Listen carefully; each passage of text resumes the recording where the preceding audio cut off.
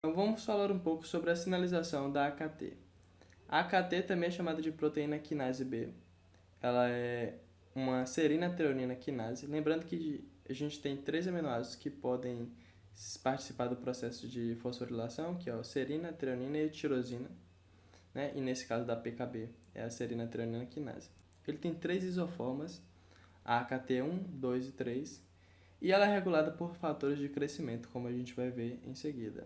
Ela participa de várias doenças, é muito importante no câncer, na diabetes tipo 2, resistência à insulina, doenças cardiovasculares e autoimunes também.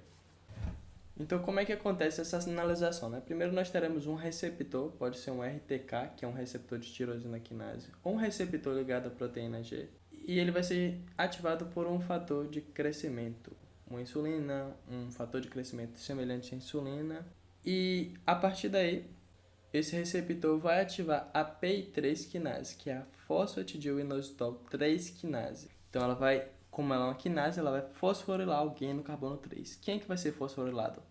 É o fosfatidil-inositol 4,5-bifosfato. E ele vai virar o fosfatidil-inositol 3,4,5-bifosfato. É esse PIP3. Vamos olhar de forma mais aproximada. Então nós temos aqui um fosfolipídio de membrana, lembrando que existem vários tipos diferentes de fosfolipídios de membrana. Esse aqui é um deles, então ele já tinha no carbonos 4 e 5 esses grupos de fosfato, e agora ele foi fosforilado também no carbono 3 aqui. E agora ele vai servir para ativar a PDK1, que é a proteína dependente de quinase. Ele é dependente basicamente de todo esse processo que acabou de acontecer, por isso esse nome. E a PDK1, ela vai ativar a AKT de duas formas, diretamente fosforilando resíduos de treonina 380, a treonina de número 380, e também de forma indireta, ativando a mTOR2.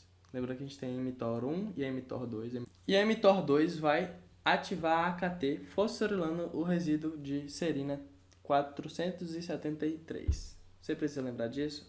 Claro que não. O importante é o que vem agora. A AKT vai gerar diversos efeitos. Eu coloquei aqui 5 efeitos da AKT. O primeiro é sobre as vesículas de GLUT4. Então a AKT vai inibir, através da fosforilação, esse P aqui, uma proteína chamada AS160. Por que AS160? Que sigla é essa que eu vou esquecer daqui a 2 minutos depois de olhar?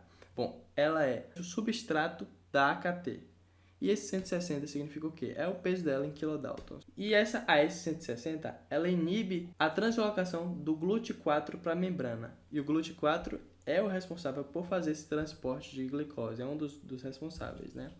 Então, se a AKT inibe essa inibição, logo há um maior transporte de GLUT4 para a membrana, a glicose consegue passar com mais eficiência e a glicólise também é feita com mais eficiência. Então, nós temos aqui um estímulo à entrada de glicose na célula e a sua degradação. E se nesse processo tem algum passo que está deficiente, que está com algum problema, pode ocorrer a resistência à insulina, que é quando a insulina não consegue fazer direito essa sinalização e as vesículas não vão de forma eficiente para a membrana celular e a glicose não consegue entrar. Além de atuar nessa via, a AKT atua inibindo a TSC. O que é a TSC? É o complexo de túbero-esclerose. E essa TSC, ela inibe a Rheb. O que é essa proteína? É uma proteína que fica no lisossomo que ela estimula a mTOR. E a mTOR estimula, então, a síntese proteica. De que forma? A mTOR fosforila o complexo P70S6K. E esse complexo estimula a atividade do ribossomo, porque se você estudou síntese proteica, tem todo aquele processo de encaixe das moléculas no ribossomo. Então, a P70S6K aumenta a capacidade do ribossomo em produzir proteína, também através de várias vias diferentes. O que mais que a mTOR faz? Ela inibe a autofagia, então ela inibe a destruição de componentes celulares pela própria célula. Então, só recapitulando, o que a gente acabou de ver? Ela aumenta a entrada e a utilização de glicose, aumenta a síntese proteica e inibe a autofagia. Vamos continuar mais um pouco.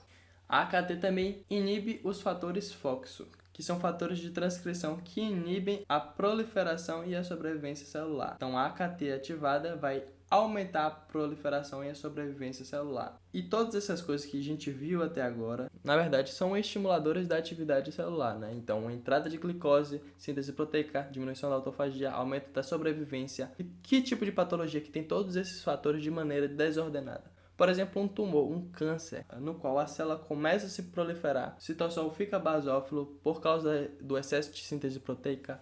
Há uma inibição da autofagia, da autólise, ela não consegue se autodestruir, ela não consegue se destruir. E há um aumento dessa sobrevivência celular. O que mais que acontece aqui?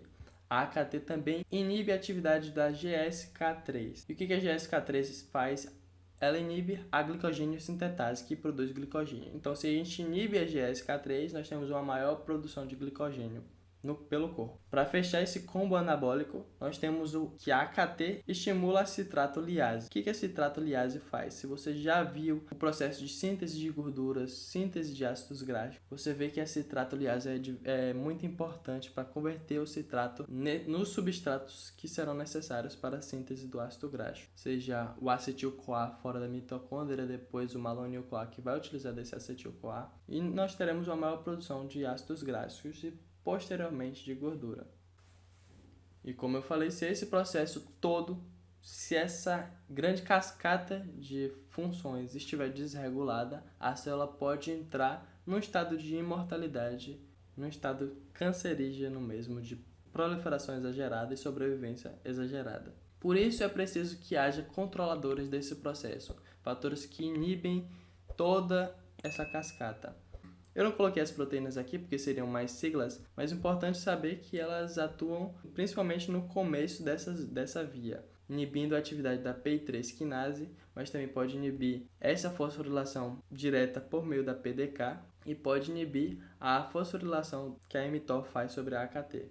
Resumindo a sinalização da AKT, então ela aumenta a entrada e a utilização de glicose, ela aumenta a quantidade de receptores de GLUT4 e a utilização na glicólise, aumenta a síntese de glicogênio pela inibição da proteína que inibe a glicogênio sintetase, aumenta a síntese de ácidos graxos pela estimulação da citrato liase, aumenta a síntese proteica pela inibição do TSC, que inibe a mTOR. Então agora nós teremos a mTOR mais ativa. Isso que acontece, por exemplo, quando você está no descanso pós-treino resistido, no qual ocorre a hipertrofia muscular, na hora que você está descansando depois do treino, 1 a 2 dias depois do treino. Aumenta a sobrevivência e a proliferação celular pela inibição dos fatores FOXO e diminui a autofagia pelo efeito da mTOR1 e diminui a quebra de proteínas também.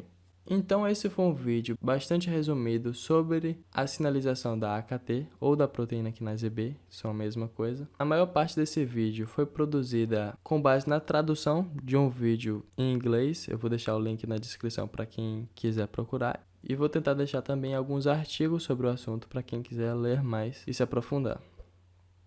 Se você gostou do assunto, do vídeo, da maneira que eu expliquei, deixa um like aí para ajudar. Se inscreve no canal, ativa a notificação e até a próxima.